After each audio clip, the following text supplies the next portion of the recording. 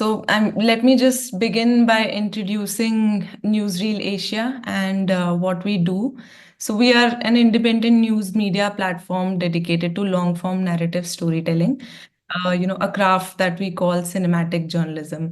So it is a marriage between cinema and journalism, and it is something that is unique to our style of working. And so a couple of days back, Newsreel Asia was at the Dharamshala Film Festival where we interacted with a lot of filmmakers, and we hope we are having these conversations in a hope to advance a vision of cinematic journalism.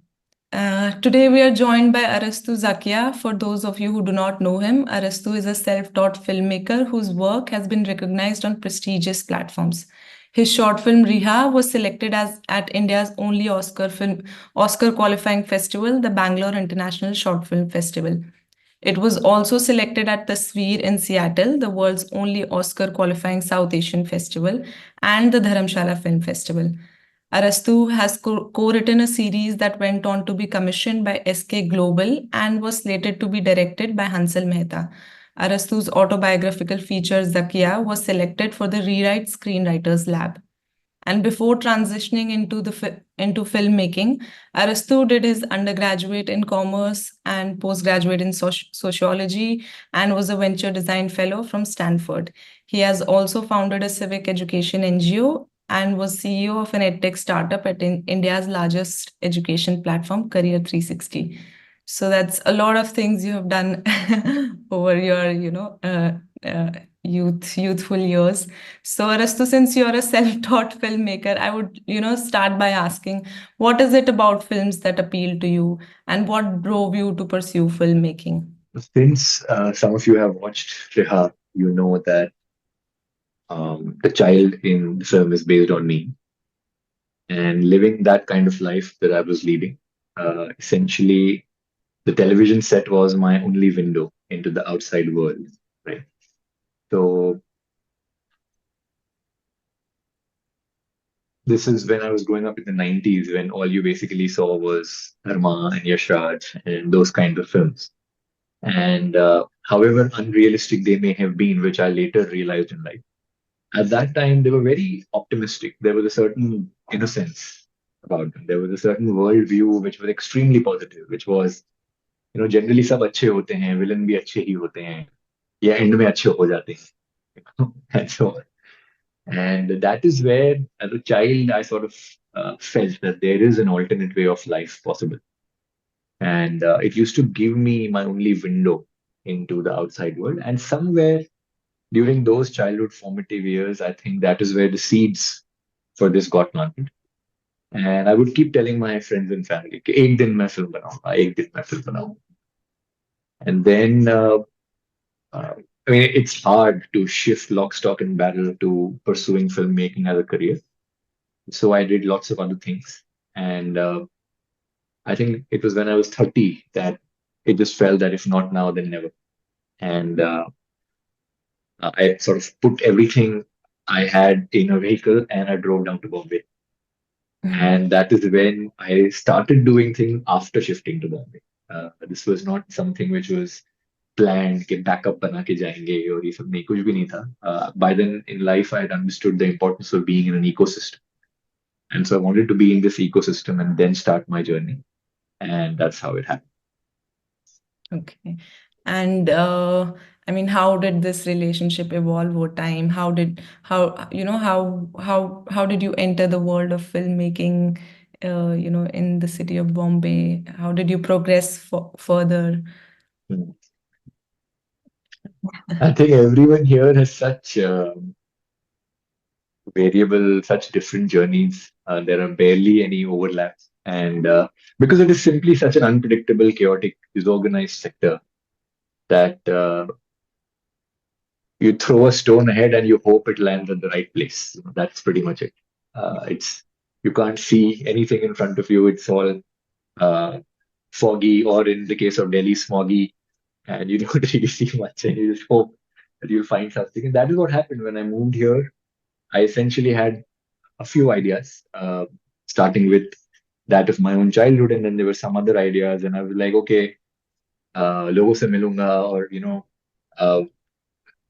कहीं एक दिन सड़क चलते राह चलते करण जौहर से मुलाकात हो जाएगी और लाइफ बन जाएगी टाइप का you move you can deny the dreaminess of this field it never leaves you however much time you spend here you always feel you are one project away from something. And so I moved thinking, okay, I'll present these ideas to people, and these ideas are so great that ye ho jayega, wo ho jayega, etc. Then I began meeting people, and it was basically, when others or sort of newer people ask me, okay, what can you share from your journey? The first thing I share is my disillusion and how you learn so much because you are forced to unlearn so much, right? So I moved here, I was 30, I'd worked in other fields, as you mentioned in my introduction. But when I moved, my idea was I may have done all these things in these other sectors, but here I'm a starter. So let's abandon all of that baggage and all of that ego and all of that standing and let's start from scratch.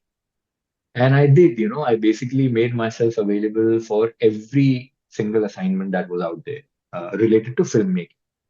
It could be assisting someone in direction or just writing something or translating dialogues or assisting someone on something, just anything, any and everything. And because I was open to doing everything and because I was sort of proactively reaching out to people, in the first 6, 9 months itself, I did about 5, 6 assignments with 5, 6 different sets of people across different scales of seniority.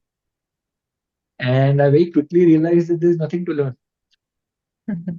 In fact, what is there to learn is what you should unlearn.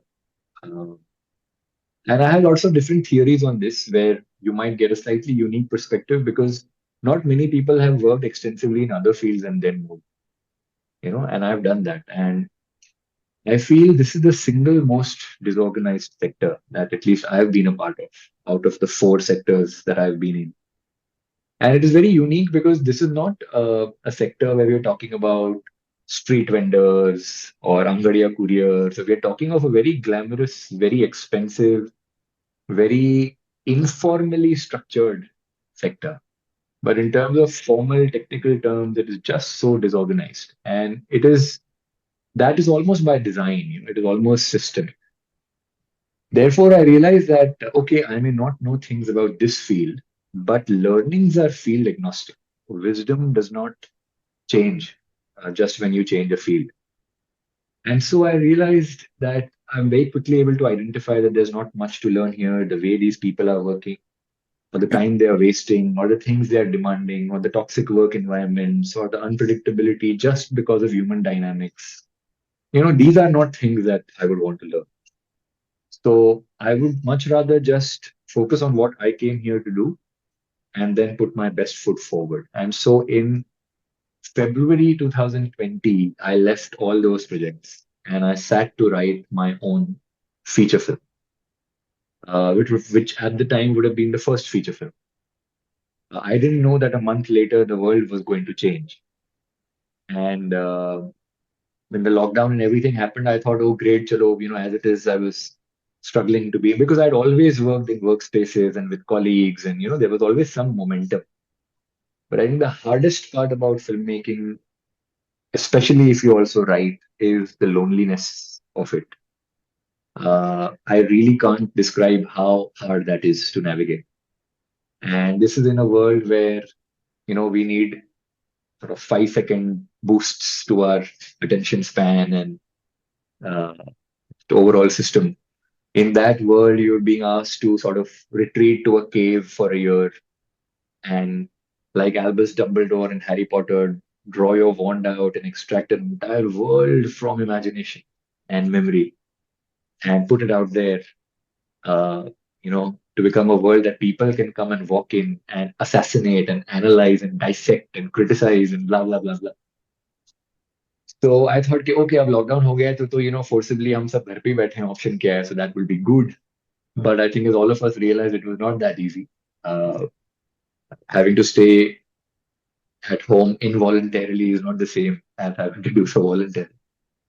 And so I struggled for a long time. But then I was lucky to come across another such struggling filmmaker who was in film school, and we happened to be from the same city, and we bumped into each other, and both of us were very frustrated, and we just ended up writing together. His name is Anup, and so Anup and I wrote this first feature screenplay, which was based or inspired from my childhood and my mother's life, and we wrote that, and it was the first feature screenplay that we'd ever written. So हमारे दिमाग में ये था कि is this even acceptable? Is this even of a bearable quality and so on? But to find out, you need to put it out there and open yourself up to judgment, right? So we finished it. By that time, the lockdown was done. We came down. We came returned to Bombay, and we would sit at cafes and just Google filmmakers and producers and their email IDs and phone numbers and just walk into offices and so on. And it was one such email that was to a very known production house, which had done very interesting kind of stuff, some stuff that had been sent to the Oscars and some very relevant Hindi films, where we would have thought, yeah, these are the first people we'd like to approach. And within 3 days of receiving our cold mail, they called back and they said, "How Milo?" And we went, and their first question was, "Saif Kareena ko cast करें So first of all, that was a big quantum leap in our image of ourselves.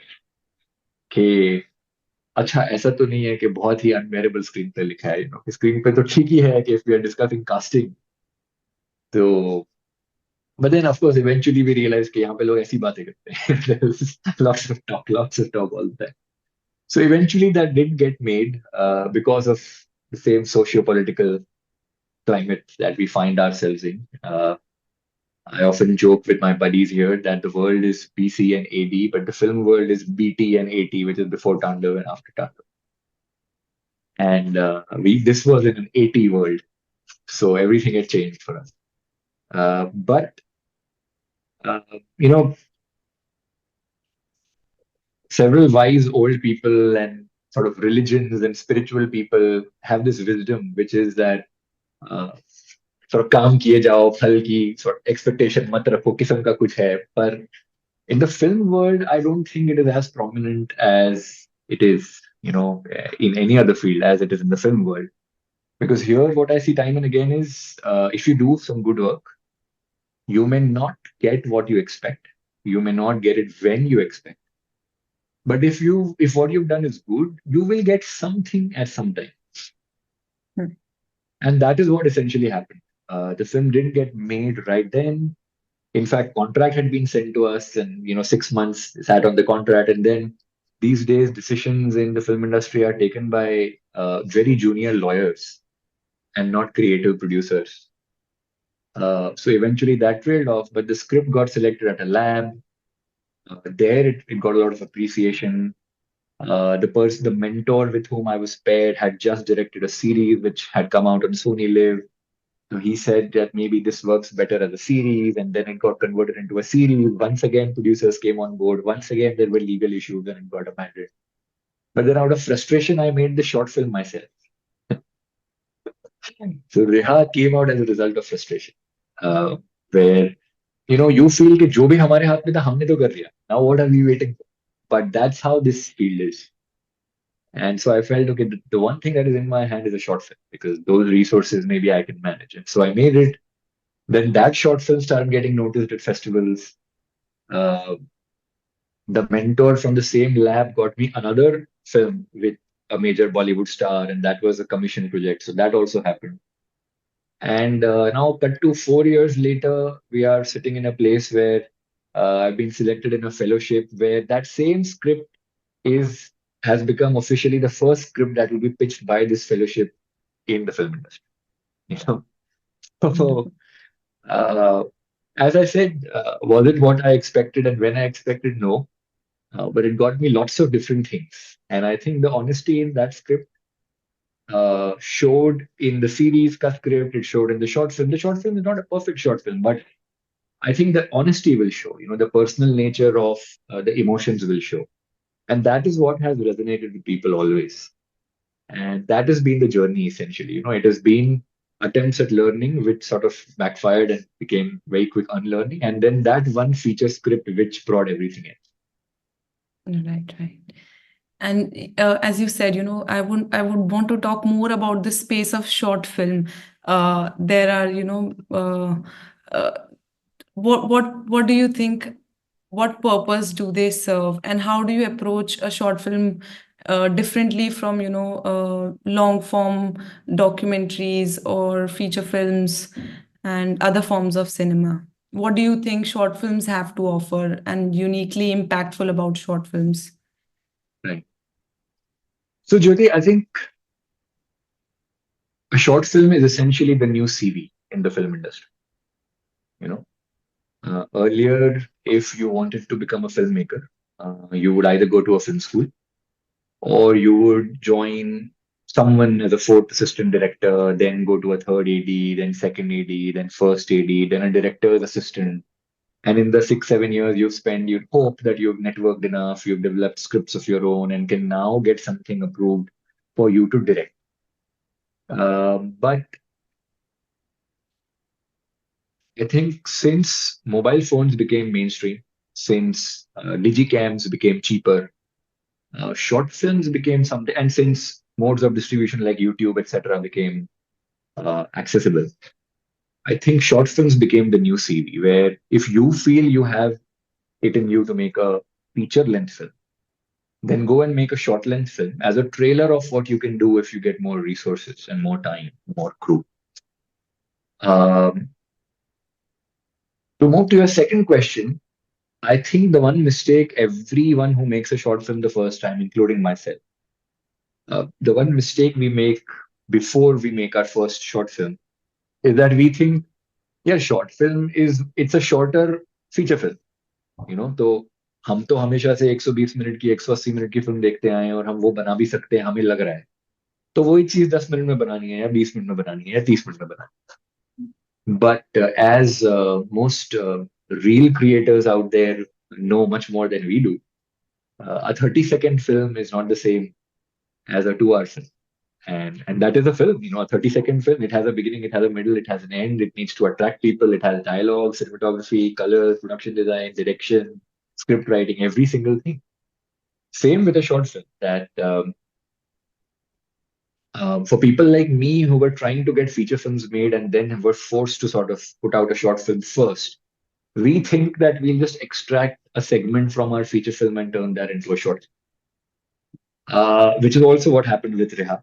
And in hindsight, if I had not approached it that way, if I had approached it as a short film in itself, then it may have turned out different, which is what is happening with my next short film.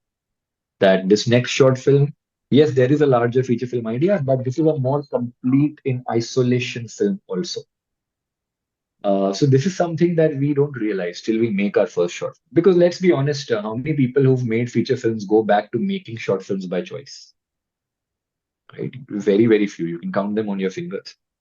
All of us who are making short films are making them because we want to make feature films. And we are hoping that the short film will get a producer convinced to sanction a feature film. So many short films like Riha also for that matter are pitch films, that they are a part of a larger film. There's a screenplay for a feature along with it, and you're hoping that this becomes a trailer of what you can do with larger access to resources. So these are the learnings I've had after making this film, that it is not easy to make a short film just because you think you can make a feature film, because you have grown up all your life watching feature films. You've heard short stories and you have watched feature films. But to watch a short film or to make a short film is an art in itself. And I was recently watching an interview with Shujit Sarkar where he was asked the primary difference in making an advertisement and making a film. And he said कि जो बात 2 घंटे में कह सकते हो, वही बात अगर 10 सेकंड में कहनी पड़े, तो वो ऐड हो जाता है. And if you think that it's the same, then it's not. Because you're just wired different.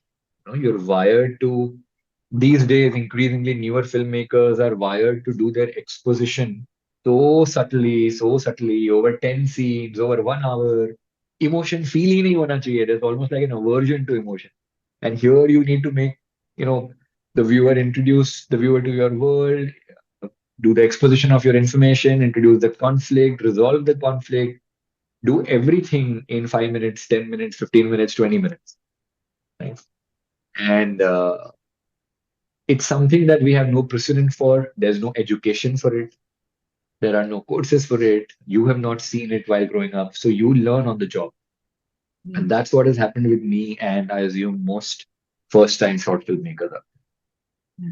Yeah, and we also observe, while working on this format, that every frame then holds more weightage because you Yes. don't have 2 hours or more than an hour for the audience. So every frame has to be gripping and has to convey your message.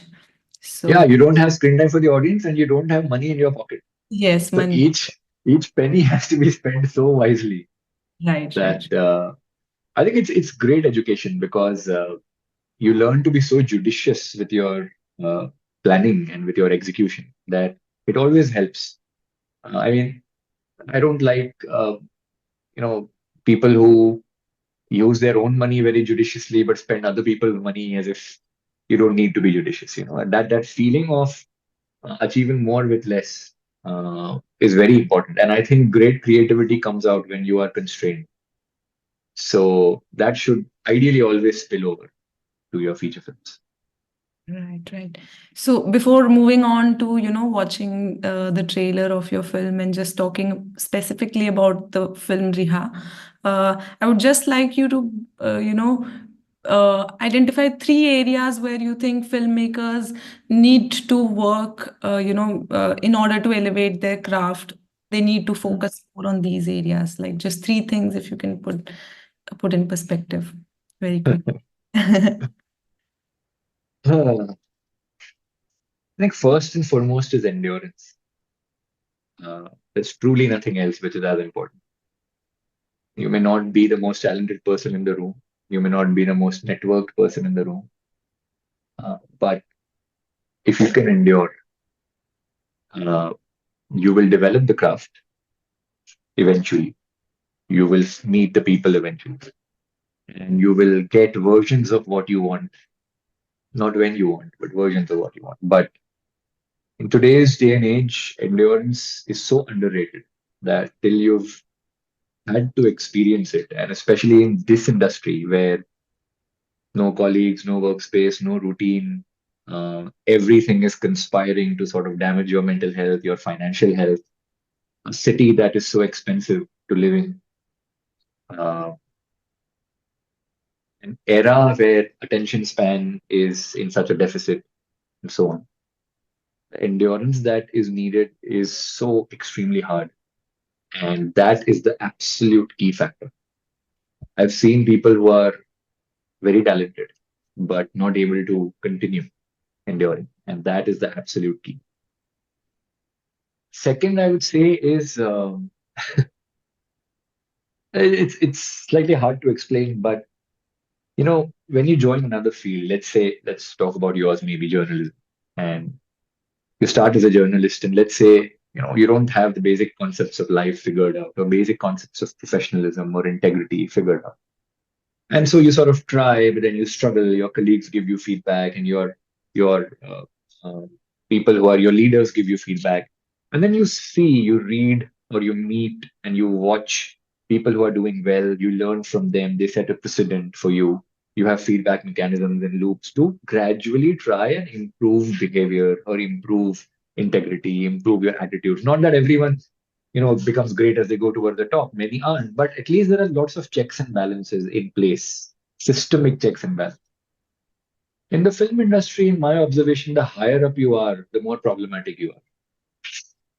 And so what happens is for a junior who comes in, even if she or he may be uh, neutral to begin with, or maybe okay, nice to begin with, but gradually people here begin modeling their behavior on the ones at the top. And that is where you end up becoming what you hated.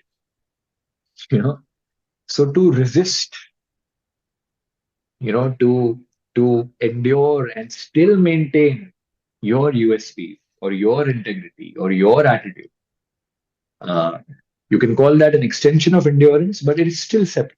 You know, many have endured but have succumbed eventually, even though they continue to endure. But to endure and still retain who you are is a very important aspect. And lastly, I will say just having something important to say. People often tell me कि अरे यार तुम्हारी life में तो इतना कुछ हुआ है, तुम्हारे पास कहानियां होंगी. मैंने कहा कि आप गलतफहमी में हैं अगर आपको लग रहा है कि आपकी लाइफ में कुछ नहीं. यू नो मतलब आप 20 25 30 साल जी रही हैं और आपकी लाइफ में कुछ नहीं हुआ जिसपे आप एक कहानी बना सकते. You know I think someone and I can be in the same room doing the same exact thing at the same time, and that person may not see a story and I may. You know, because to to watch is one thing, but to truly see is another.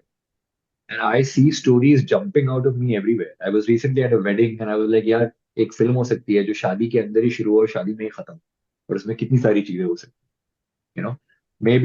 Maybe the people who made Control on Netflix were on such video calls and they felt यहाँ पे कोई film कभी बन सकती है, or they were on so many video calls during COVID, and then AI bots took over and they felt यहाँ कहानी हो सकती. So much of it is having something to say and having an eye for it. And there's not even a debate about entertainment and commercial and artsy. Those are all approaches, those are treatments. But end of the day, do you have something important to say? You know, and are you the best person to say it? And that is where craft comes in, developing that vision of having something to say, and then over time learning how to say it in the best possible manner. And this will come over time. Uh, but the first two things I think are impossible to teach. You either have them or you don't. You're either born with it or you don't. So having that endurance or clinging on to who you are the most important, and then having something to say would be the third. Okay, thank you. That is beautifully articulated. So now let us move on to, discussing your film, which we all really appreciated. And let me just play the trailer for, everyone else.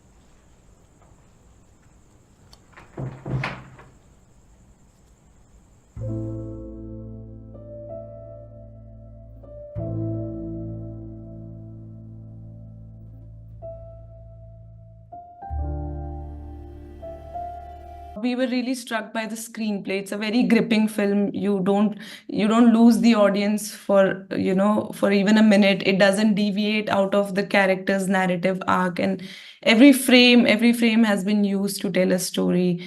And I want to talk about the screenplay. Like I realized that the characters' actions were taking the plot forward more than the dialogues. You chose to have very little dialogues. So can you take us through the process of writing the screenplay, since you have written the screenplay yourself?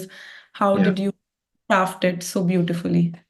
When my feature film, which is a larger version of the same film, went to the lab, and this was after the whole contract sort of rejection had already happened.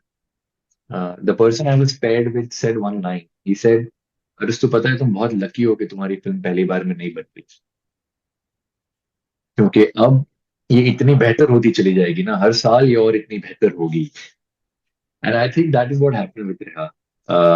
It was written as a feature first, it was written as a series next, and then it became a short film. So Anup and I had just spent so much time writing it, had spent so much time basically iterating all possible versions, getting feedback from people, and that we were sure that this is the best possible short film that we can craft from this world at the time. I mean, of course, after making it, you learn a lot.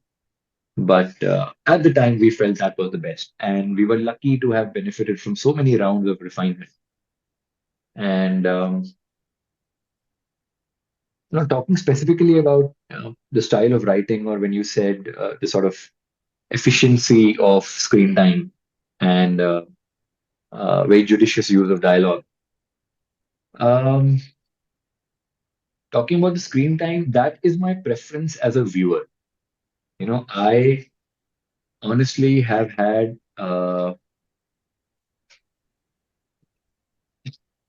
I've had so much drama in my life that I seek drama in what I watch. I I'm averse to things which don't emotionally provoke me, especially when I'm talking of narrative, feature, or fiction content. It needs to emotionally provoke me. That's why I don't take very kindly to a lot of very artsy stuff. You know, I have gone through so much emotion in life that I know where emotion is real and where emotion is borrowed or sort of projected. But I don't have that aversion के यार अगर एक माँ है जिसके बच्चे के साथ ये हो रहा है तो वो उस वक्त रो सकती है. आई मीन इसमें कोई गुनाह नहीं कर रही है वो अगर रो देगी तो. But what often happens is that filmmakers have a blanket treatment fixed. That the treatment is fixed and now fit a story into it. And I feel that the treatment must always match the story. And here we're talking about in a short film in less than 30 minutes is with credits, right? So in about 27 and a half minutes, we need to bring people into a world of a dysfunctional family, an abusive atmosphere, explain what's going on with the mother, with the child, even with the father. And here we have not one but two ladies who've gone through abuse and who are unknown to themselves, sort of helping each other out. You just can't afford to waste any screen time. You just can't take too much time setting up things, right? And in terms of the dialogue, uh, I think when you have the power of cinema at your disposal, so many senses to engage, and if you're still repeatedly making people sit and talk about what they are feeling, then you're not using the entire craft that cinema makes available at your disposal. I mean, what differentiates cinema from a play or a book, right? A book is where I can tell you so much about what is going on in a character's mind. A play is where the character is himself or herself telling you what they are thinking. And a film is where you need to show and not tell what a character is going through. And it is easier said than done because, again, we may have watched films, but we have written stories. We have written prose in our textbooks or in our schools and in our lives. And so when I came, even my first version of this larger feature film, and I was so proud of it at that point, but when I look at it now, I'm so embarrassed because it was essentially the woman sitting somewhere and just talking about what has happened and talking about blah blah blah blah. Because you don't understand how screenwriting is different from just writing. And I used to write a lot extensively before I moved to the film world. There were passages in books and there were articles and blogs and lots of different things. But screenwriting, each line is a combination of what you see, what you hear, the colors, the clothes, the blocking of people, the light that you are seeing. So many senses are available to you that you can communicate something without saying a word. And what you see in the trailer is essentially the first couple of minutes of the film. And it was actually a happy accident. The screenplay was not written that way. In the screenplay, the office scene came first, and you didn't know what the relationships between these people are. And then they came home, and you realize, oh shit, these are husband and wife. That is the effect that we were going for. But as they say, a film is made thrice, while writing, while shooting, and while editing. In the edit, we realized that if we are putting the office scene first, then the viewer does not know who to follow. Who is the protagonist here? Who should I view this story from the lens of? Whose lens do I follow? Who are these people? Because these are absolutely new and they're saying something very serious and they're saying something very grave and intense. But I'm not feeling anything as a viewer. And that is where, at the cost of sacrificing that effect that I wanted to achieve in the screenplay, we reversed the order of the scene. Then we brought this trailer scene first. And coming to that particular scene, you know, my preference of showing violence is not to make the viewer uncomfortable. My intention is not to sort of take revenge. कि मेरे साथ ये हुआ ना, अब देखो मैं तुम्हारे साथ क्या करूँ. No, it's not that. My preference is to, so anyone who's experienced violence firsthand can vouch for the fact, and more than that one day of violence, it is the remaining 364 days when you fear that violence that Mm. harm you much more, right? So that one incident, one heightened incident of violence would be infrequent, but the fear that you constantly live with is, it becomes the way of life, you know. And so my preference of showing violence is not to show that precise act of violence with a voyeuristic lens, but for the viewer to feel what it would be like to be in that kind of a situation. And that is why in Riha, you don't see a single sort of hand lifted or anything. But in places, you may have felt that terror. And that is exactly what I was going for, because that is what the people in that situation also feel.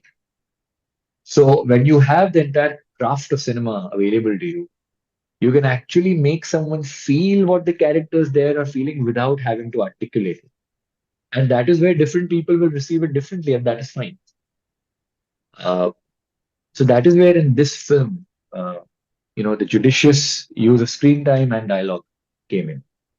Even the sound, I feel the music was also very, sound was very judiciously used. The ambient sound was, made use of to reflect on the internal mood of the characters and Yeah. the emotional impact of the film itself. So that was the beauty Yeah. of it. Like everything was used very judiciously. And then Yeah. yeah, so talking about this writing of the story itself, Mhm. we learned that, because it is inspired by your own life story. So how much of it is really rooted in reality, and how much of it was crafted for the purpose of storytelling. And then the next thing I would also like to ask here is also, why did you stick to only because the fight of your mother may have been very long, but you chose to stick to only a certain part of it, which was the motivational aspect behind what she went on to do ahead. So how do you decide that? How do you identify which part of your life you want to write about, how authentic you want to be about it, and what do you choose to leave out? Mm. So, at the cost of being slightly inaccurate, I will say that 99% of it is real. Uh, why I'm leaving that 1% out is we've taken liberties in sequencing things, what happened first and second. But every single plot point, every single incident, including the breaking of the door, is all real. That has all happened in reality. Um, in terms of your second question, Jyoti, writing a personal story is like an exercise in self-purification. I feel that if more people spend time with the trauma that they've experienced, especially as children, the rest of their lives will become much healthier. But it is because people avoid their trauma at all costs, that they end up becoming so convoluted, complex, and often an extension of what they hated as children. Lots of abusive people uh, have become abusive because someone in their childhood was abusive, and they didn't take the time or allow people the room to lend a shoulder, to cry, to vent, to share, to go through that very tumultuous process of negotiating with your past to arrive at a healthy relationship in the future. And I think writing all these screenplays essentially did that for me. While we were writing, it was extremely volatile. I mean, my co-writer often bore the brunt of wild mood swings on my part.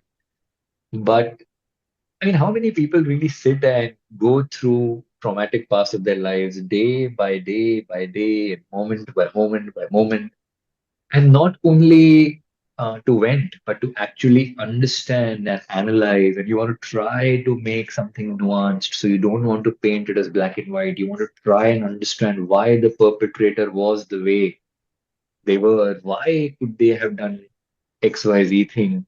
Putting yourself in the shoes of the person who's traumatized you most of your lives. These are exercises that uh, very few people do in their lives. And writing these screenplays essentially enabled that for me.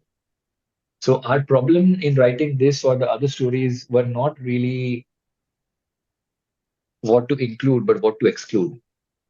Because there is so much in that universe of information that, and almost everything attracts eyeballs. Almost everything provokes a third party listener. Like, oh my God, oh my God, oh my God. And that is not so much because what has happened in our lives was very unique, but it is just that we are open about it. And we talk about it. And my being open about it essentially comes from my mother. She's always been open about it. She's never stopped me being open about it. Sometimes I've had questions and I've called her ask whether sharing this would might maybe impact her in some way. And she's like, don't ever worry. Say what you want when she's always had that conviction. And that is what has sort of spilled over into me. So within the confines of a short film, we essentially wanted to capture a glimpse of the violence within that home, some of the family dynamics between the child, the mother, and the father, the hypocrisy of the character of the father, what work he does versus how he is in his real life, and how this very unique transformative journey for the protagonist gets shaped up, not so much by uh, within the confines of her own life, but when you find yourself down in the dumps and someone else who's down in the dumps comes to you for help. It's a truly unique situation. Um, and that also is inspired from reality, where, after the 2002 riots and some of the relief camps where uh, we used to work, the extraordinary spirit of some of these women that my mother witnessed. I was a child then, but I would see the children there. And, after such incidents, generally NGOs come and give activities like drawing with crayons to kids and just ask them to draw. And I remember so many children would draw uh, a red colored monster and a fire somewhere in the background. And it was incredible to me that so many children would draw that similar kind of drawing, monsters and fires, monsters and fire. Because these were children in relief camps, so that meant they left their homes. If they left their homes, there was a riot there, or their homes were burnt, or they were displaced forcibly, not allowed to come back, and so on. And a lot of these relief camps were essentially in graveyards, because when the establishment is complicit in such violence, who is going to rehabilitate you in dignified housing? So these were essentially graveyards where survivors of violence were living, and one grave was adopted by one family. So the grave would become their dining table, it would become their bed, it would become everything. And these people stayed here for months and months. And it was while spending time here where sort of, we were the supposed helpers, but the extraordinary spirit of the survivors there, or some of the women there, was so humbling.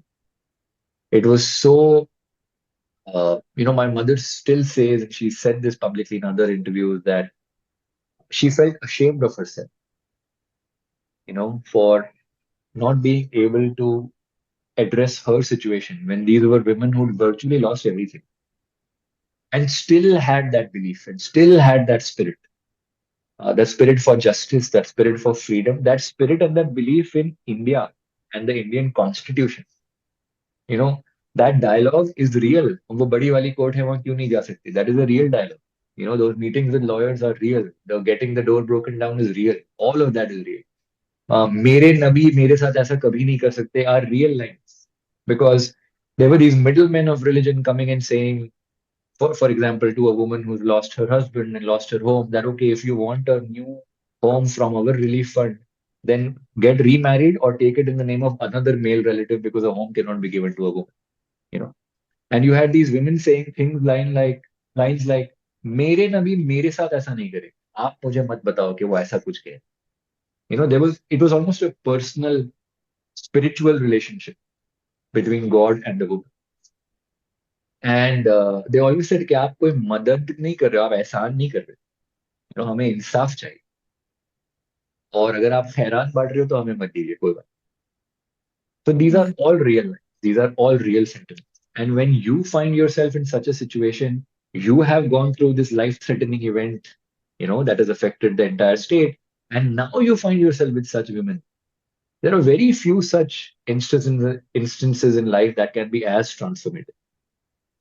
And that is what we wanted to capture, you know, the world, the dynamics, the hypocrisy, but also just one spark that can begin a process or begin a journey of transformation for a lady in this situation. Because these were the things that were sort of exclusive or unique to our story, which is what we wanted to bring up. And violence is being represented in lots of different ways. You know, Baby Reindeer has done it, Maid has done it, Unorthodox has done it, Udan has done it, Secret Superstar has done it. But I think that is where the creators and their life experiences and their preferences come into play. And hence the same happened with us. Yes. Yes, I mean it was seen throughout the film that subtly a lot of themes were explored and not giving too much importance, not overpowering the larger theme overall. So that was beautiful writing in summary. And while I would love to talk more about the film itself, but we have limitation of time. So I mean I want to talk about the issue that the film is centered around and the theme that the film is centered around. I want to begin by asking, like, we are in a time when minorities are under attack, and many of their internal issues that require reform are often co opted by politicians to serve their agendas. So, in such a scenario, when, how does the community make sure that the reform happens, within the minority community without being exploited or becoming a subject of propaganda and hate? And yes. I sometimes joke with my friends that the biggest sandwich in the world is not a sub or a burger or a hot dog. It is, in fact, a progressive Muslim, where you are attacked from the outside because you are born with a certain name, and attacked from within because you talk of human rights or reform or so on. And I don't think there is any way of doing this if you try and censor yourself. Uh, how much will you preempt? How much will you guess? How much will you? I mean, it's your truth. How much will you censor? Right? So that is where you just need to be true to yourself and keep going without worrying about those people who are trying to put everything in a bucket. Because generally, those people are running a business model based on that particular bucket and they will try to put you there. But if you are being true to your life, all you can do is pursue what you find honest and hope that it brings the best results out. And that is exactly what has happened in the case of my mother, or now in my case, because growing up in Gujarat as Muslims and going through these communal incidents, uh, the popular assumption would be that the establishment, the right wing, is against you, right? The day she started talking about triple talaq, her colleagues and her friends and people from the human rights world started saying, "अरे, तुम तो उनकी agent बन गई, you know, तुम तो complicit बन गई या complicit हो गई." And it was so fascinating that till you were talking about human rights of one community, you were accepted, and when you started, you're still talking of human rights of the same community, but now you're talking of antagonists within the same community, and all of a sudden you've switched to the other side. So then that doesn't seem very honest, does it? That seems agenda based. And when that's the case, then we stop sort of connecting with it, because it was the same women that my mother was working with from the times of the riots, then on to the fake encounters, then the Pota cases. That when all of those cases sort of subdued, some relief was procured, or some forms of justice were procured, and now it came to their daily lives, that one realized that, oh shit, now in the daily lives of these women, the problems are coming from within the community. So does that mean you stop fighting because now you don't want to be seen or perceived in a certain way? Or does that mean that I'm there for this person? In doing so, I am also helping myself. This was issue one. We tried all we could. Now this is issue two. And there were people who had perceptions in issue one. And similarly, there will be people who have perceptions in issue two. And the same applies to the film industry as well. People have asked me after watching Riha that were you ever worried that this will be perceived as propaganda? I said no, because anyone who watches it actually will see where this comes from. And I feel what is actually perceived as propaganda is propaganda. The intentions of the makers are very clear in the way they write their scripts, in the way they give their interviews, in the titles of those films. In the films themselves, in the scenes themselves, you can say that, you can tell that, uh, okay, so in the 2002 violence, the worst affected people were in this neighborhood called Naroda Patia, and including an ex-MP who was butchered while living there. We In my NGO days, I have gone and interacted with survivors of Naroda Patia, many of whom now live in an area called Citizen Nagar in Ahmedabad, which is essentially in Delhi. I think outside of Yamuna Vihar, you have the city's official garbage dump when you are exiting the city. And what we do is we close our windows and we turn the AC to inside air, because it just stinks so much. Similarly, in Ahmedabad, the city's official garbage dump, when people pass by, they sort of close their windows. But what people don't know is that on the other side of that mountain, over 130 families live, pretty much as part of that garbage. And these are survivors. Many of them are survivors of Naroda. And I remember just going there and being so stunned that this is, generally we distance such situations from our lives. कि हाँ यार ये वहाँ कहीं हो रहा है हमारे साथ. But this is 10 minutes away from our home or 20 minutes away from our. And I was stunned, and me and my colleagues were essentially quiet. We were just silent. We were just taking everything in. And when we were talking to those people, Jyoti, they were also fed up where so many people have come to them and interviewed them and made films and documentaries and spoken about 2002 and then done nothing for them, right? But not one person there blamed a community ever. They always said, साहब, अच्छे लोग बुरे लोग दोनों में हैं, ये सियासती लोगों का किया करा है, ये तो उनका धंधा है, उसमें हम पिस गए, you know.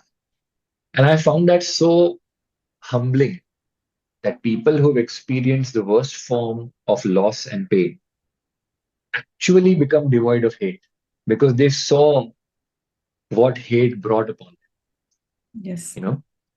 And people who make propaganda have, in effect, not understood the victims they claim to talk about. Because if they actually had, they would understand that hate is not community specific or politician specific or party specific or year specific or country specific. Hate has existed as long as humanity has and will continue to. And the people who actually experience the effects of hate will go as far away from it as possible, you know. And hence, when you are making a story about abuse or about victims of hate, you will essentially do it from a lens of empathy. You will essentially do it from a lens of humanity, where your attempt will be to try and prevent something like this happening the next time, to try and get justice for those it has happened to the previous time, and not provoke further where you just add fuel to the fire and the cycle keeps continuing. And that is where there are people who want to do that, and I feel they should also be allowed to make their stories. But if I'm making my story, I don't have to worry about that as long as I'm clear about my intent. I don't need to censor myself. There are enough people out there who are trying to censor me. I don't need to do that to myself.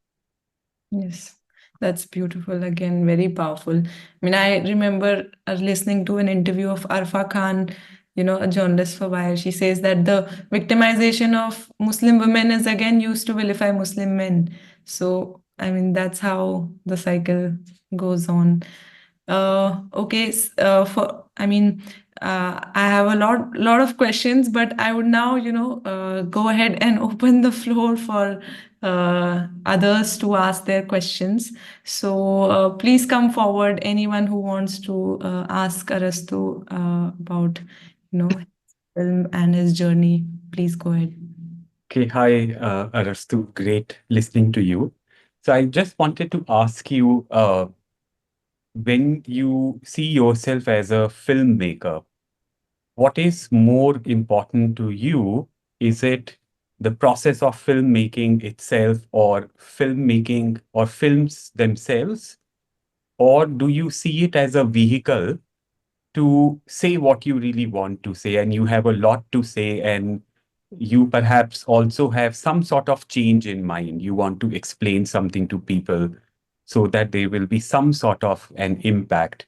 So, you know, let's say in the near future or in the future, if you realize that there is a better way to communicate than filmmaking, would you be willing to quickly switch? Because what's more important to you is to be able to say something in a manner that creates impact. These are very good questions, provocative questions. But to answer your first question, I think for a filmmaker, it always begins as the latter. You feel कि मेरी कहानियां दुनिया बदल देने वाली, and that is what motivates you. But eventually, you begin appreciating the process of telling a story. Also, because you're forced to. You just spend so much time trying to tell your story, and very few stories are actually made. So you just begin appreciating the process of telling a story much more later on. And that is exactly what has happened with me as well. There are now parts of writing which I find almost like a drug. It's addictive. When it's going well, it just spreads over you. You construct your own worldview. You construct your own characters, your own world. And although I'm an atheist, you get to play God. And it's a very unique feeling that you've not really experienced anywhere. Plus, so much of filmmaking is essentially about stress management and people management. And people who are purely writers often struggle with it because generally pure writers retreat to a room or to a cave somewhere, come out 2 years later with something magical. But if you also want to direct, if you also want to produce, I think creativity is the last consideration. Everything else before, stress management, people management, being open to any kind of shocks and emergency and contingency situations, even at the very last minute. You know, uh, film आपने आप कोई बात कहना चाहते हैं तो writer नहीं मिलेगा. आपने लिख ली तो प्रोड्यूसर नहीं मिलेगा. प्रोड्यूसर मिल गया तो डायरेक्टर नहीं मिलेगा. डायरेक्टर मिल गया तो बजट नहीं मिलेगा. बजट मिल गया, फिल्म का शूट हो गया तो फिल्म का पोस्ट प्रोडक्शन फिनिश नहीं होगा. पोस्ट प्रोडक्शन हो गया तो फिल्म रिलीज नहीं होगी. रिलीज हो गई तो बैन हो जाएगी. बैन नहीं हुई और बाहर आई और नहीं चली तो आप सेंसर हो जाएंगे या अगला काम नहीं मिलेगा. And there are just too many variable. It is impossibly helpless how you feel. And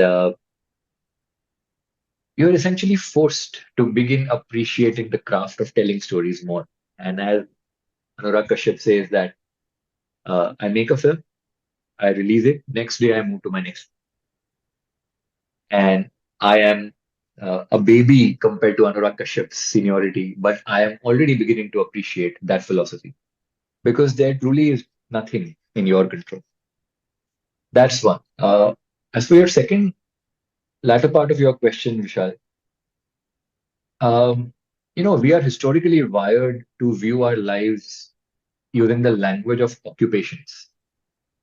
That अच्छा आप जर्नलिस्ट हैं या एनजीओ चलाते हैं या लॉयर हैं etc. But I feel for people who have some kind of a vision, who have a vision of life or who have a vision of how they want to lead life, this is the first time in human history that you can be fluid with your occupations. You can try to achieve the same thing in different forms. And while my profile may seem varied, to me, it is actually me trying to do the same thing. In the form of an NGO, in the form of a startup, in the form of a corporate, now in the form of films. Eventually, someday, I also want to somehow get involved with schools and so on. But uh, yeah, sure, I would be open to exploring all other formats. Having said that, um, I don't feel that my association with even my past fields has completely ended. I still have startup ideas. I still am in touch with people and stuff. I'm still volunteering at NGOs. I'm learning from their stories, bringing things into films and so on. I think now there are so many overlaps that gone is the era where you need proper demarcations and cemented, regimented walls. We can make films, we can be part of a social movement, we can uh, try and maybe do some online education and then go back to making a film and so on. Uh, and I like that freedom. I like that for the first time we have that opportunity and that we are willing to explore. I really appreciate how liberating that is. But at the same time, it is so hard to advance your career in the film world that this is easier said than done. So this is something that most people are able to do much later on in their journeys because it takes so much out of you to just get one story made that you just don't have energy left for anything else. If you want to maintain your sanity and your mental health, physical health, financial health, then you're basically either trying to get a story made or resting. Those are the two things that you essentially spend time. So I hope to be able to do other things as well while continuing to remain here. So I think Surbhi has a question. Surbhi, you can go next. No, it's not really a question, but I'm really intrigued by your name, Arastu Zakia. There is two. Zakia. So that is another short film. I've actually written the story for that short film. Oh, yeah. But yeah, so Arastu means Aristotle in Persian. And there were earlier some debates, but I think the most frequent pieces of information that I found say Persian. And it was a trio of philosophers of Socrates and Aflatun and Aristotle. So Plato, Socrates, and Aristotle. Not many people know that Aflatun is not just a mithai, but also a name someone. And my mother was very particular growing up in Gujarat that my child will not have a name where someone can detect religion. She was very adamant about that. And I mean, of course, that is essentially something that comes to a minority. And so this name was found, and it seemed sufficiently intellectual and at the same time secular. So that is where the first name came in. Zakia is my mother's first name, which I use as my last name. And all of you are enlightened enough to know the tyranny of surnames. And in my case, that tyranny was additionally added to because it was a name I inherited of a person I don't live with anymore and of a person who had a very adverse effect on my life. And so I was looking to change that name. And I think at 16 or 17, I had filed an affidavit to change my middle name alone and get my mother's name in. And the court rejected it at that time. This must be 2004 or 5. The court rejected it saying you're not allowed to do that. Your father's name is by default your middle name. And then I was like, okay, no option. 10 years later, I fought a court case to change my name. And this time, not just my middle name, but also my last name. And coincidentally, around by that time, a lot of single mothers had fought cases at different parts of the country. And there were these landmark judgments that were being used And so I thought, let me also, side by side with the court case, let me also try to just get it changed in the routine course of affair in the Gazette. And that happened in 2 weeks, without any opposition or objection. So that happened. And around the same time, I also won my court case. So now I have a court judgment and a Gazette notification saying that my name is changed. And what we do is wherever we are not bound by legality, we use these names. So I use Arastu Zakia. My mother uses her partner, my stepfather's first name as her last name. So she says Zakia Soman, I say Arastu Zakia. And she's so much in the media that people quote you by your surname. So my articles become say Zakia, Zakia, Zakia, and her articles become say Soman, Soman, Soman. But essentially all three are first names. You know? Yeah, even I don't have a second name, a surname. My father did not keep it for the same reason that, Wow. yeah, because of caste. And yeah, Yeah. anyway, moving ahead, Maria has a question too. Please, Maria, go ahead. Yeah.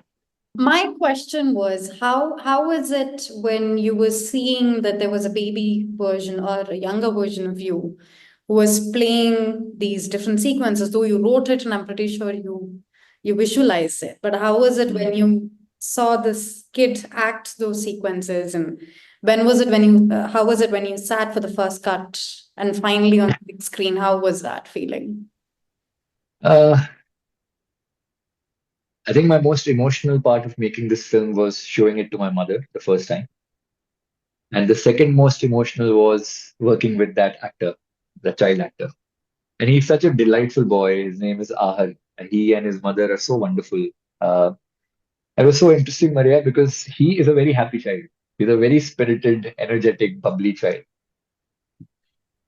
To tell him to appear scared and to tell him to, you need to be terrorized, Ahad, this is such a- I was feeling so bad doing it, even though I'm directing him and he's an actor, but it was just, I hate doing that to a child. I adore children. I absolutely adore children. And it was so hard to execute, but he was so quick to get, because he was arguably the most experienced actor in our entire cast.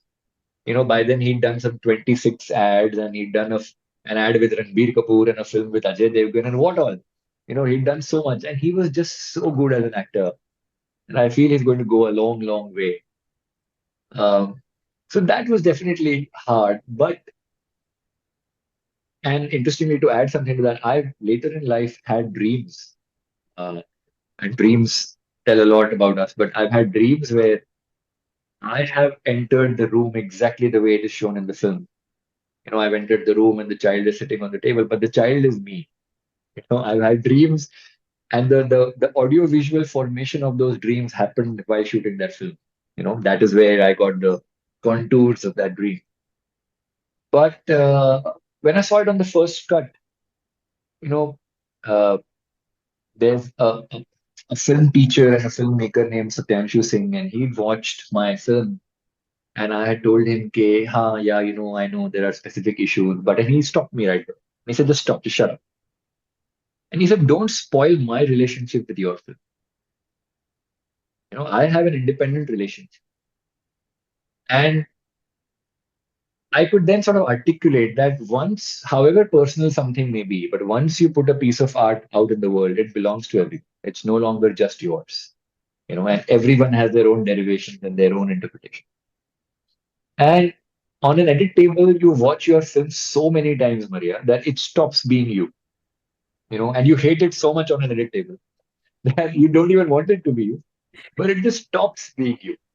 These actually become characters. And, I deliberately held on to the film. I didn't show it to my mother until I held a full private screening in a theater with 100 people there. And that is where I showed it to her the first time. And I was watching her face because I had watched it 100 times. So I was watching her, and she was genuinely going through the film like a viewer, you know. And so was everyone in the audience. After the screening, there were women who were friends and family and extended friends and family, and I'd never known this about their lives. And they came and opened up to me in front of everyone, or in emails, or messages, or one to one, blah, blah, blah. And I felt that was the greatest award for this film. but it became much larger than me. And that is where I think it was on the edit table that I was able to separate myself from the film. Yeah, I can relate with the hate that comes after you edit. Like for me, after I edit every single story of mine, I feel like it's the worst that I have ever done. So that I can Yes, understand. But absolutely. it's well, when I got to know that this was um on based on your life, that this was the first question that came to my mind. I was like, how does it feel like to, see the smaller version of you, and you see it on the monitor, and then you sit and edit, and then you see it on the big screen. And I was really interested to know that, like how that Yeah, experience for you. it's a therapeutic exercise, and you do it so many times that then it stops being you. It sort of Yeah. becomes a separation. And uh, as you said, I'm yet to meet a filmmaker who loves their own film. All filmmakers hate their own films. You only see all the problems and you just regret, "ये ऐसे हो सकता था, वो ऐसे हो सकता था." And this is a film that I finished 2 years ago, so I've already learned so much since then. But on the edit, even as Jyoti pointed out, the sound design, the background score, and the color grading essentially save your film. That is what saves your film. And I think when Jyoti was mentioning ambient sound, I think you might have been referring to the ball playing scene. Yeah, Uh, and, machine, the yeah, so that trivia, there's a bit of trivia that I'll give you. I don't know if you noticed, there's no washing machine in the scene or in the entire film. We never showed it, right? yeah, So the editor of OMG2, Mr. Suvir Nath, was one of the people who was watching the film and helping us.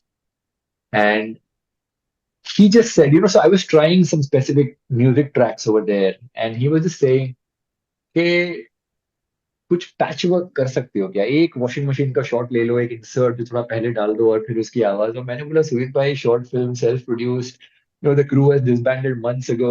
एक washing machine का shot लेने के लिए जो colour palette में light में match होता है, it's virtually impossible. But then I said, wait, it's a kitchen, you know and if my emotions are working, see, if people are asking these questions, then my film is not working. And if my film is working, then most will not ask this question. Now, like, it's a kitchen. If before the conflict has escalated, if I start that sound, maybe it works. And then my sound designer Mohit did such a great job. So he's basically timed the rumbling of that. What do we call that? The tub of the washing machine. He's timed it along with the escalated conflict portions of the scene. And what you don't realize is that on top of the drum movement is a bass sound that he's additionally added, which you don't realize, but you feel the full brunt of it. yeah, So these are things like, even at the end, until the music was added there in the lock breaking scene, I often felt that it had escalated too quickly because we didn't have enough coverage in that scene. But the music that I added there is by Mr. Sandesh Shandilya, who's done Suraj Hua Madham and Aoge Jab Tum Sadhana. It's such wonderful song. He just got it like that, and he put that there, and you were so swept in the emotions of it that after that, most people who were giving me feedback just didn't notice that it happened very fast. So these were examples of things that we did on the edit, Maria, to sort of. Like, even what was your motivation to put that, I understand, or at least the traffic scenes that you had, where she's going in the scooty, especially the last one where she just leaves from the house and she goes. And so what was that like an extremely conscious effort that you put, that you want those traffic sequences, or? Yeah, it's symbolic because victims in these situations are often voiceless, and they don't really get a window to talk, about their situation to anyone, even to themselves. And I think that is also a coping mechanism, because if you talk to yourself about how bad a situation you are in, it'll be extremely hard to continue. And so I've always felt from first-hand experience that the moments when you get to yourself, when you are in such a situation, is when there is some form of communication that is happening. So if you notice, there are multiple driving sequences in the film. I think there are 4. yeah, And all 4 tell a story. So there is an arc of the 4 driving sequences. The first time she is driving, she is oblivious to anything because it's a routine day for her. The second time she is driving, she's under the burden of what has just happened, and we were just lucky to get a bus closing down where it felt that it is artificial, but it was just real. You know, it was a bus that was so irritated कि ये लड़की हट क्यों नहीं रही है? We just kept honking. And then the bus must also have seen our car with the open dicky where we were shooting and all that. So that worked very well. Then the third time she is doing it is with the other woman, and they have this beautiful moment together. Actually, it's 5 times. The fourth time is when she is returning, you know, with the spirit of what the other woman has said. And the fifth time is just in the chaos. So there's no helmet. She's ruffled, and you know she's angry. And we've done that at this bridge in Ahmedabad, which is the only bridge to have these arches and such like. It is actually a bridge that has been standing from the time of the British. It's called Ellis Bridge. And so the core bridge is in the center, but the world outgrew it. So now that bridge has been sealed, and modern bridges have been built on both sides of that bridge. So we shot that there. But I felt as driving scenes let on a form of communication of the protagonist with herself, of the viewer with her, and they told a story in themselves as you see them through the film. Yeah, we actually had a detailed discussion on those scenes while in office. Like we were wondering, you know, how they were repeatedly used, and they all had different moods they were conveying. Even the bus scene, yeah. So Yeah. it's good to hear the story behind it. Yeah. One last thing. Did the neighbor auntie watch the movie? So biggest trivia of the film, the neighbor auntie is my mother. Oh, Wow. And for me, it is symbolic that the lady who used to be at this door is now at that door. Yeah. So I always knew that I'm going to cast her. I didn't tell her until 24 hours before the shoot. Because when non-actors think about their performance a lot, then they become conscious. And so I just told her that, Mama, you have to do this tomorrow, and let's just practice today. And so she just practiced with someone in the home, and next day she just came and she just finished it off like that. And yeah, that is actually her. But again, that too is inspired from a real character, from a real neighbor that she had in her own life. But that's the biggest sort of Easter egg trivia in the film. so but did the real person watch? I mean, no, the actual neighbor has actually not watched. Her son has, though. Her son has, her family has. But yeah, she's in a different country, so there isn't that level of contact anymore. But her family has. All right. Yes, I think that's nobody has more questions. And Arastu, we know what is in store coming up ahead for you as I mean the film Zakia, which you have co-written. So when can we look forward to watching it? And yes, what next for you? I'm asking myself the same question, you know. But as I said right at the beginning, these are questions no one has answers to. Some of you were at DIFF. Dibakar's film was ready and still hasn't come out yet, right? That's where we are. But by now, I truly have begun appreciating what good intent can do uh, in life, but also in this industry, especially.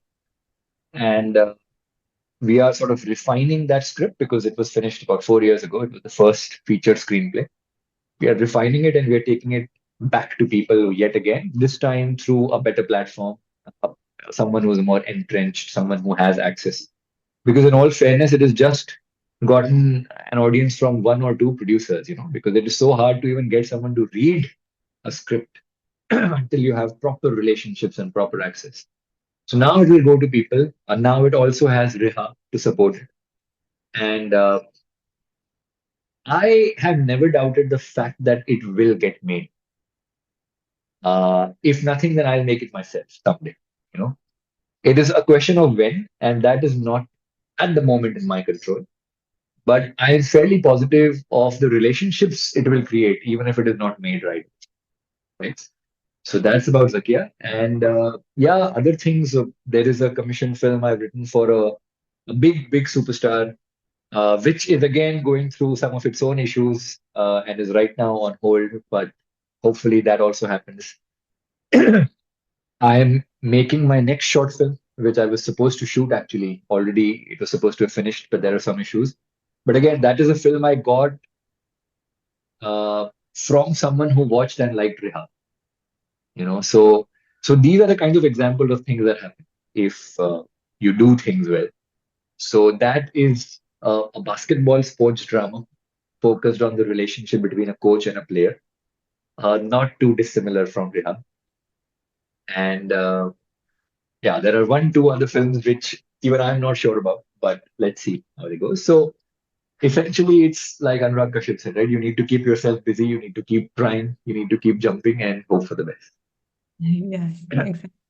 And we can see you have a lot more to say. Yes, wish you all the best for all these ventures coming ahead. And I would like to thank you once again for your time. It was really insightful and a great session. Thank you so much. Really having you on board. So thank you so much. We will allow you to move ahead with your day. Okay. Thank you, Vishal and Harshita, for arranging this. One question that we ask all the filmmakers, any recommendation, any three films that is your favorite or that inspired you to become a filmmaker?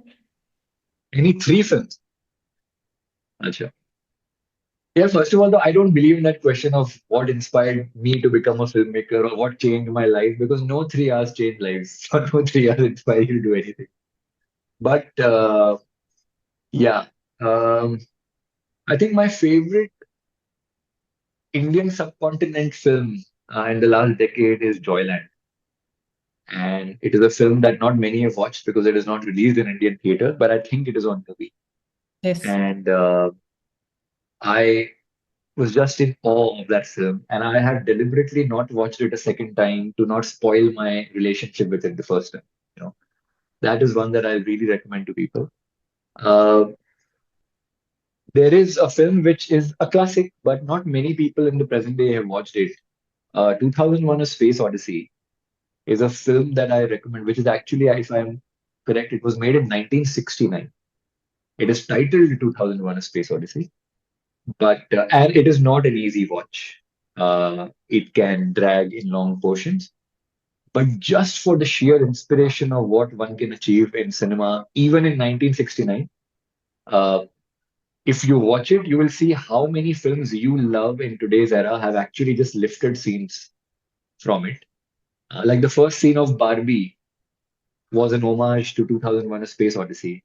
The whole concept of Tar from Interstellar was straight up lifted from 2001: A Space Odyssey, and so on. And the CGI of the film will work even if it is released in a theater today. It is that good, and it was done in 1969. So while it is not the most emotionally appealing film to me, but in terms of just sheer inspiration to draw on a bad day, or when you're feeling more disillusioned and sort of hopeless, that is an extraordinary, extraordinary process. Uh, what third film do I say that is not fairly common? Uh, I think there are some documentaries which can achieve truly what a film can't. And one of the first documentaries I watched in my life and which remains the most influential is Fahrenheit 9/11, which was made probably by the world's most popular documentary filmmaker, Michael Moore. And he's made much more, Bowling for Columbine, Sicko, Capitalism, A Love Story, so many excellent films. And the way he makes his documentaries is almost fictional. While sticking to facts, he makes himself the protagonist and he appears in most of his films. But yeah, let me give you a few short films that, in the context of this discussion. One of my favorite short films is okay. My favorite short film of all time is a film on YouTube called Alike, Alike. It is an animated film, and I think it is under 10-15 minutes. But the emotions it will put you through in those 10 films, I always cry when I finish that film. And very few feature films can do that. It is named Alike. My favorite Hindi short film is Juice. Again, it is on YouTube. Neeraj Khaiwan has directed it. And that is an answer for Jyoti's question on how a short film should actually be made. That is a film that could not have been a feature film. It can only be a short. And again, brilliant. It has Shefali Shah, it has Manish Chaudhary, and just outstanding. So these are some of the recommendations. So yes, once again, thank you so much for this, Arastu. And Thank you so much. Thank you, Jyoti, Vishal, Maria, Harshita, Survi, Ganesh. Thank you.